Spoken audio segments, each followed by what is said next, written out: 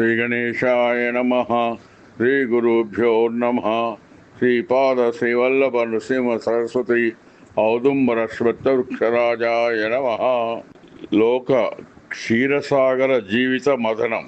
సూర్యభగవానుని తేట తెల్లని వెలుగులతో నిండిన ఈ లోకాన్ని పైనుంచి చూస్తే, అంతరిక్షం నుండి చూస్తే సముద్రంలాగా కనపడుతుంది.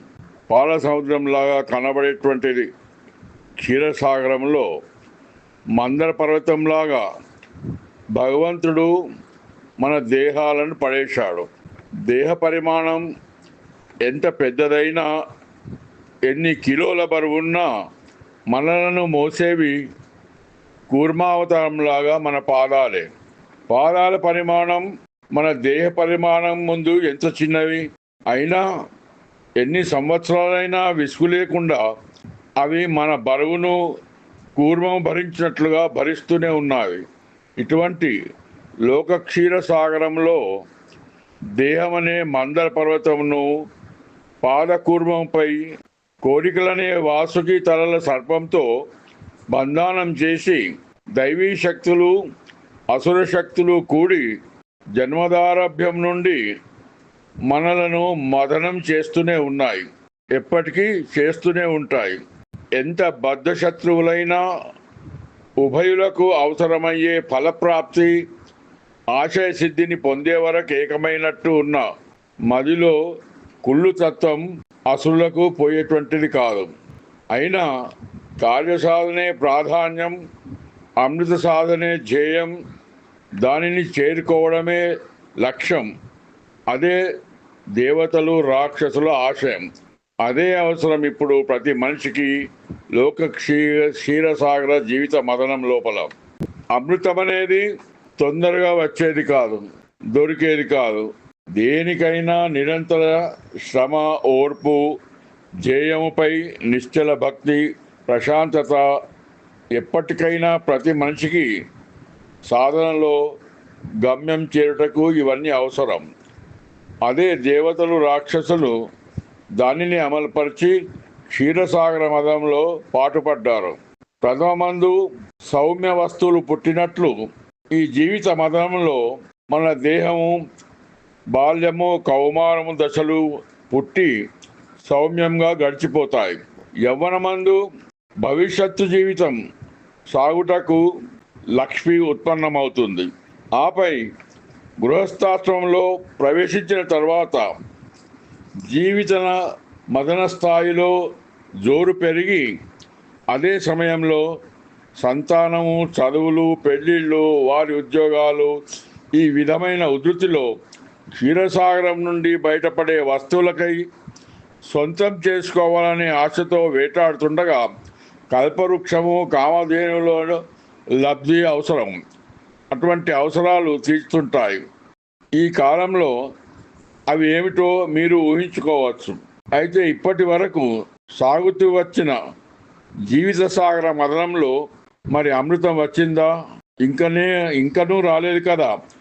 అందుకే దానిని పొందేదాకా జీవిత క్షీరసాగర మదనం సాగుతూనే ఉంటుంది.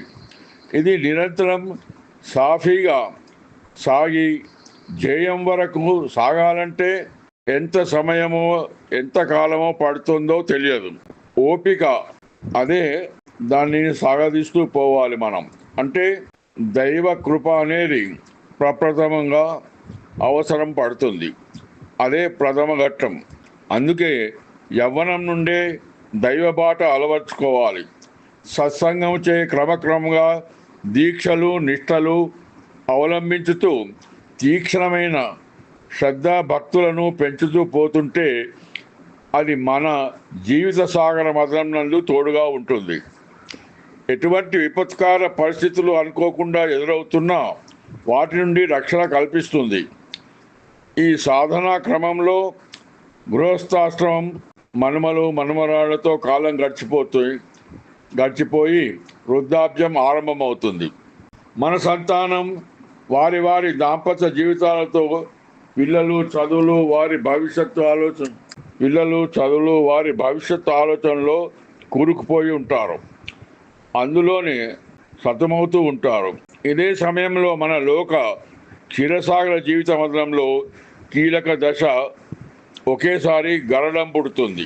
ఈ గరళంను వృద్ధాప్యంలో భరించేదెవరు?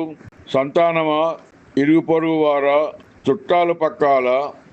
ఎవరు బాధ్యత తీసుకుంటారు? గరళము ధరించి భరించడానికి దేవతల రాక్షసుల మదనంలో గరళం పుడితే అందరూ భయపడి పారిపోయి అప్పుడు పుట్టిన గరళంను ఎవరు భరించారు?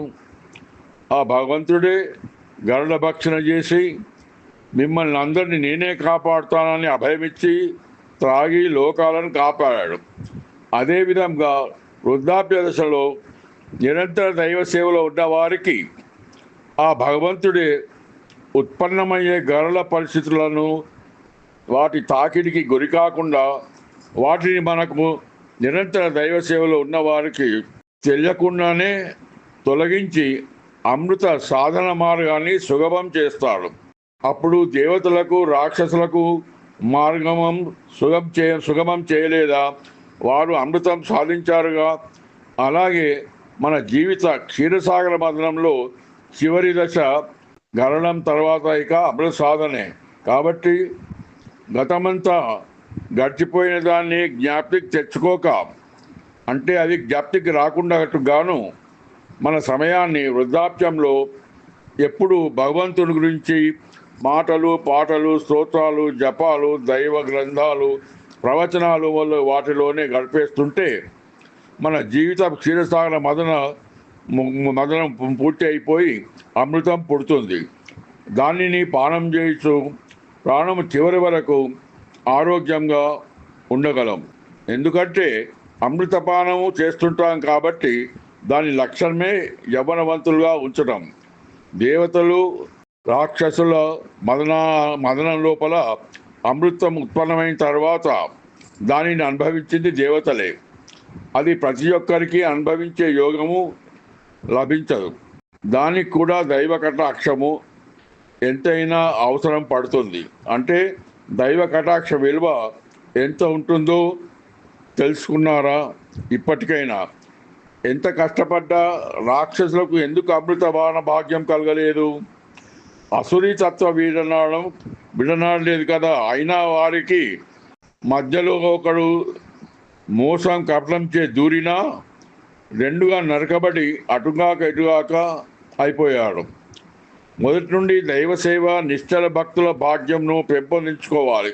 ఇది ముమ్మాటికి సత్యం, శాశ్వత నిదర్శనం. దేవతలు రాక్షసులు క్షీరసాగర మదనం తర్వాత ఎవరి లోకం వారు వెళ్ళినట్లు మన లోక క్షీరసాగర జీవితము మదనం అయిపోయింది. కాబట్టి చివరి దశన అలా భగవంతుని సేవలోని అమృతపానం గ్రోలుతూ ఆ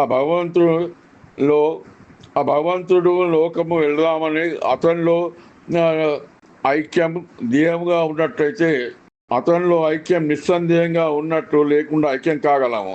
ఇది ఆ వేద వాక్య సత్యం, పునఃసత్యం. ఇదే మన జీవిత మదన అమృత సారం. హరి ఓం తత్సత్.